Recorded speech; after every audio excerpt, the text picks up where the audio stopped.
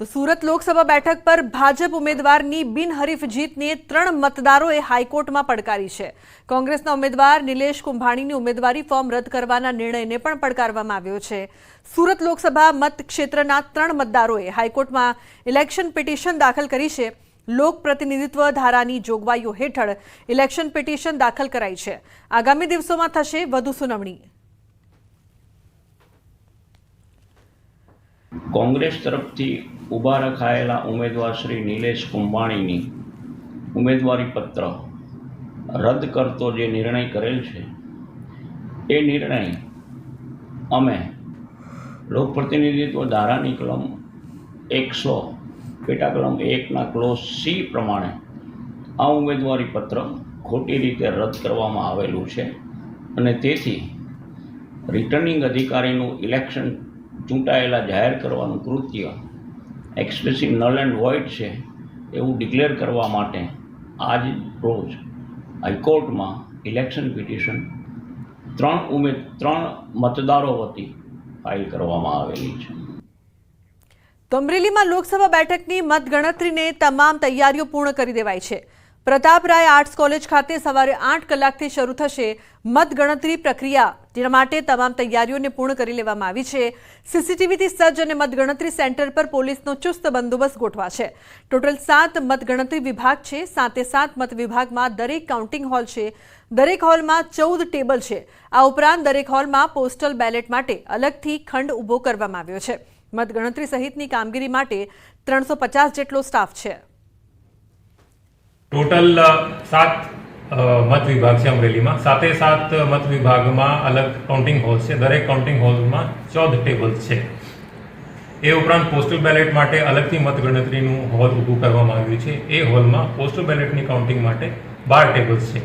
आम ईवीएमनी काउंटिंग और postal बेलेटनी counting साथे सीधे संकळायेल स्टाफ है 350 जेटला स्टाफ है। तो पोरबंदरमां मतगणतरी माटेनी तैयारीओ पूर्ण थई गई छे। आवतीकाले पोरबंदરના પોલિટેકનિક કોલેજ ખાતે मतगणतरी કરવામાં આવશે। 3 ઓબ્ઝર્વરની ઉપસ્થિતિમાં કોલેજના 4 બ્લોકમાં मतगणतरी યોજાશે। લોકસભા મતવિસ્તારમાં સમાવિષ્ટ દરેક વિધાનસભાના 14 કાઉન્ટિંગ ટેબલ ઉપર અલગ અલગ રાઉન્ડમાં मतगणतरी થશે। પોસ્ટલ બેલેટની ગણતરી માટે પણ વિશેષ વ્યવસ્થાઓ કરાઈ છે।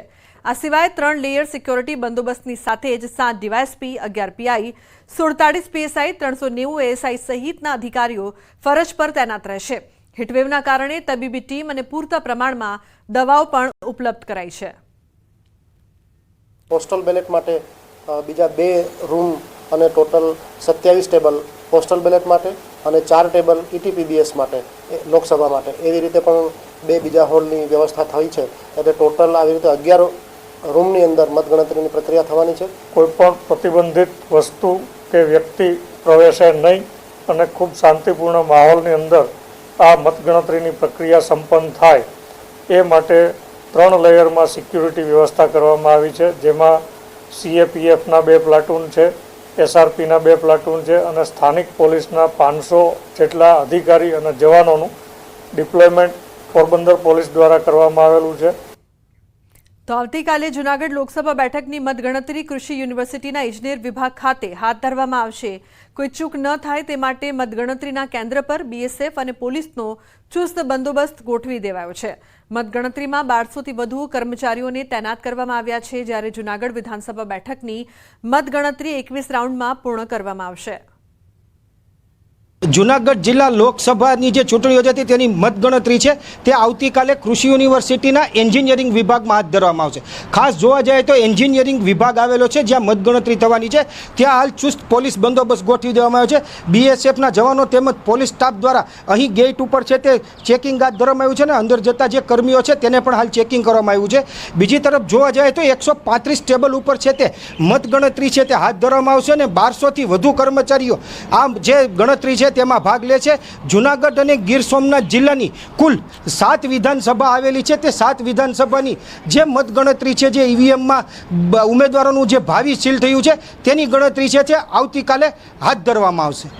अतुल व्यास, news 18 Gujarati, Junagadh.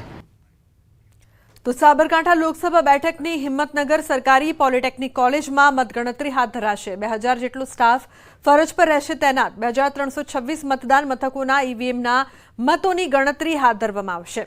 3 layer police બંદોબસ્ત કેન્દ્ર પર હાજર મતગણતરી કેન્દ્ર પર મોબાઈલ લઈ જવા માટે કડક પાબંદી લગાવાઈ છે. બિલ્ડિંગના 9 રૂમમાં 14 ટેબલો પર મતગણતરી હાથ ધરાશે. મતગણતરી કેન્દ્ર પર ઉમેદવારના ચૂંટણી એજન્ટ, મતગણતરી એજન્ટ, કામગીરી સાથે સંકળાયેલ અધિકારી અને કર્મચારી સિવાયની વ્યક્તિને પ્રવેશ અપાશે નહીં. આવતીકાલે મતગણતરી બાદ જ ખબર પડશે કે કઈ પાર્ટી મેદાન મારે છે. લોકસભાની ત્રીજા તબક્કાનું મતદાન થયું હતું, ત્યારબાદ 63% જેટલું મતદાન થયું હતું અને આવતીકાલે હિંમતનગર ગવર્મેન્ટ પોલિટેકનિક કોલેજ છે ત્યાં મતગણતરી હાથ ધરવામાં આવશે. ખાસ કરીને વિવિધ પ્રકારના જે લેયરો છે અહીંયા લગાવી દેવામાં આવ્યા છે અને કોઈ અન્ય વ્યક્તિને અંદર પ્રવેશ આપવા માટે મનાઈ ફરવામાં આવી છે. આ ઉપરાંત જે પોલિટેકનિક કોલેજ છે, પોલિટેકનિક કોલેજના જે રોડ છે બંને સાઈડ 100 મીટરની ત્રિજ્યા લગાવવામાં આવી છે. ત્યાંથી કોઈ પણ વ્યક્તિએ પ્રવેશ માટે આ ઉપરાંત જે ગવર્મેન્ટ પોલિટેકનિક કોલેજ છે તમામ પોલીસ છાવણીમાં ફેરવાઈ ગયું છે અને ચુસ્ત બંદોબસ્ત પણ પોલીસ અહીંયા ગોઠવી દેવામાં આવ્યો છે. એટલે કે કહી શકાય કે જે વિધાનસભા વાઇઝ જે રાઉન્ડ ગોઠવવામાં આવ્યો છે ને એ વિધાનસભા વાઇઝ મતગણતરી હાથ ધરવામાં આવશે અને જો આવતીકાલે ખબર પડશે કે જે મતગણતરી બાદ ભાજપ મેદાન મારશે કે કોંગ્રેસ. ઈશાન પરમાર, ન્યૂઝ 18 ગુજરાતી, સાબરકાંઠા. તો અંબાજીના યાત્રિકો માટે મોટા સમાચાર. યાત્રિકોના સ્વાસ્થ્યને ધ્યાનમાં લઈ કોઈ તકલીફ ન થાય તે માટે અંબાજી મંદિર દેવસ્થાન ટ્રસ્ટ દ્વારા ગબ્બરમાં જ તમામ મેડિસિન સાથે ડોક્ટરની સુવિધા શરૂ કરાઈ છે. એટલું જ નહીં, ગબ્બર આસપાસના પહાડી વિસ્તારમાં જો કોઈ અકસ્માત સર્જાય તો તાત્કાલિક સારવાર મળી રહે તે હેતુસર પ્રાથમિક સારવાર કેન્દ્રની શરૂઆત પણ કરવામાં આવી છે. ગબ્બર ચડવા માટે 900થી વધુ પગથિયાં ચડવા પડે છે, ત્યારે ગબ્બર પરિક્રમા 2 થી 2.5 કિલોમીટર લાંબી છે. તેમાં પણ 2000 પગથિયાં જેટલું ફરવું પડે છે. તેવામાં કોઈ યાત્રીઓના સ્વાસ્થ્યને ધ્યાનમાં રાખીને આરોગ્ય સુવિધાઓ શરૂ કરાઈ છે. આજરોજ ગબ્બર તળેટી ખાતે જે અંબાજી ટ્રસ્ટનું જે ગબ્બર કાર્યાલય છે એની બાજુમાં ત્યાં જ આપણે એક પ્રાથમિક સારવાર કેન્દ્રની શરૂઆત કરી છે. પાટણ યુનિવર્સિટીના હેમચંદ્રાચાર્ય યુનિવર્સિટીના કુલપતિ સાહેબના હસ્તે એનું ઉદ્ઘાટન કરાવેલું છે. જે અહીંયા ગબ્બરમાં મોટી સંખ્યામાં માઈ ભક્તો યાત્રાળુઓ આવે છે અને આ ગરમીની સિઝન છે એટલે કોઈને પણ મેડિકલ ઇમરજન્સીની જરૂર પડે એના માટે વ્યવસ્થા કરવામાં આવી છે અને મેડિકલ ઇમરજન્સીની પરિસ્થિતિમાં એને સારવાર મળશે. જરૂરી દવાઓ તેમજ જરૂરી સાધન સામગ્રી પણ અત્રે લાવી દેવામાં આવેલ છે.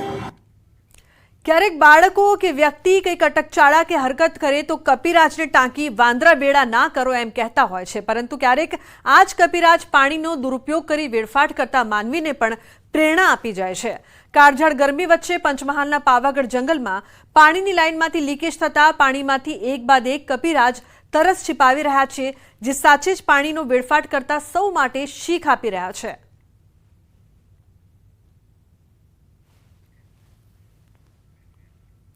તો નવસારીમાં પુત્રની હત્યા કરનાર હત્યારો પિતા ઝડપાયો છે. ટ્રાફિક ભવનમાં કરી હતી પુત્રની હત્યા.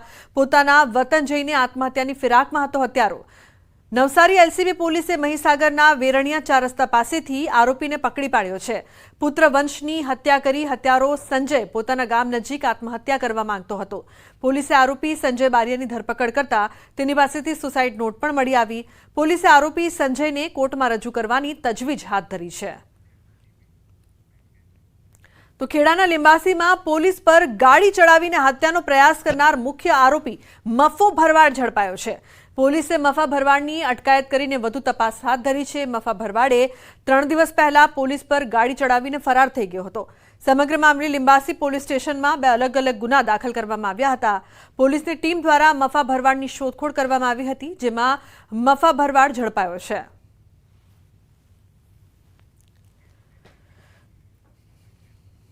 તો મહીસાગરમાં મામલતદારના ચેકિંગ દરમિયાન હોટલમાંથી ખાલી દારૂની બોટલો મળી આવી. બાલાસિનોરના 19થી વધુ એકમો સીલ કરવામાં આવ્યા. બાલાસિનોરની મયુર હોટલમાં તપાસ કરતા ખાલી દારૂની બોટલો ઝડપાઈ. હોટલમાં ફાયર સેફટી સહિત ખામી જણાતા તાત્કાલિક તેને સીલ કરવામાં આવી છે. બાલાસિનોર નગર અને હાઈવે પર આવેલી અન્ય 10 હોટલ સીલ કરાઈ છે. તો નગર વિસ્તારમાં આવેલા 9 દુકાન અને ગોડાઉન પણ કરાયા છે સીલ. 4 હોટલમાં ક્ષતિઓ દેખાતા નોટિસ ફટકારાઈ છે. બાલાસિનોર મામલતદાર દ્વારા તપાસ કરતા નગરમાં પરવાનગી વગર ચાલતા ધંધાદારીઓમાં ફફડાટ. હોટલમાંથી 26 જેટલા વિવિધ કંપનીઓના રાંધણ ગેસ પણ ઝડપાયા છે. તાલુકામાં આવેલ ગોડાઉનો, હોટલો વગેરેની તપાસણી કરવામાં આવેલ હતી, જેમાંથી આપણે અમદાવાદ ઇન્દોર વચ્ચે આવેલ 10 જેટલી હોટલોને એને પરમિશન તથા ફાયર સેફ્ટી વગેરે સત્યો જણાતા 10 જેટલી હોટલ સીલ કરવામાં આવેલ છે. તેમજ દુકાન, ગોડાઉન વગેરેની સત્યો જણાતા 9 સંસ્થાઓને સીલ કરવામાં આવેલ છે. બાકીની 4 હોટલોને અન્ય સત્યો જણાતા નોટિસ આપવામાં આવેલ છે. સમાચારમાં આગળ વાત વડોદરામાં ખોટા દસ્તાવેજ બનાવીને અશાંત ધારા વિસ્તારમાં ઘર ખરીદવાનો મામલો સામે આવ્યો. સમગ્ર મામલે સ્થાનિકોએ કલેક્ટરને કરી હતી ફરિયાદ. રાવપુરા પોલીસે હાલ ઇલિયાસ, સમીર અને શકીલ નામના 3 આરોપીઓની ધરપકડ કરી છે. 3 પૈકી એક આરોપી દેશ છોડી ફરાર થવાની ફિરાકમાં હતો. લુકઆઉટ નોટિસ દ્વારા પોલીસે મુંબઈથી એક આરોપીની ધરપકડ કરી છે. તો કોર્ટ દ્વારા પણ ઘરના દસ્તાવેજો ખોટા ઠેરવવામાં આવ્યા હતા. આ લુકઆઉટ નોટિસ જ્યારે ઇમિગ્રેશન ડિપાર્ટમેન્ટને મળ્યું તો આ ઇલિયાસ શેખ સાઉદી અરેબિયાના જેદાર શહેરમાં ભાગી જવાના હતા. તો ઇમિગ્રેશન ડિપાર્ટમેન્ટ જે અમારા લુકઆઉટ નોટિસ છે આ આધારે એમની એક મુંબઈમાં કાયદેસર અટકાયત કરી હતી અને અમારી ટીમ ત્યાંથી રવાના થઈને એમનો ઇલિયાસનો કબજે મળેલો હતો. ઇલિયાસને બધું પૂછપરછ કરતાં એ જુનેદ અને શકીલ અને સમીરનું નામ ખોલેલું છે. આ અંગે અમે બધું પુરાવા ભેગા કરતા અત્યારે શકીલ, જુનેદની અટકાયત કરવામાં આવેલી છે અને સમીરની શોધખોળ ચાલુ છે.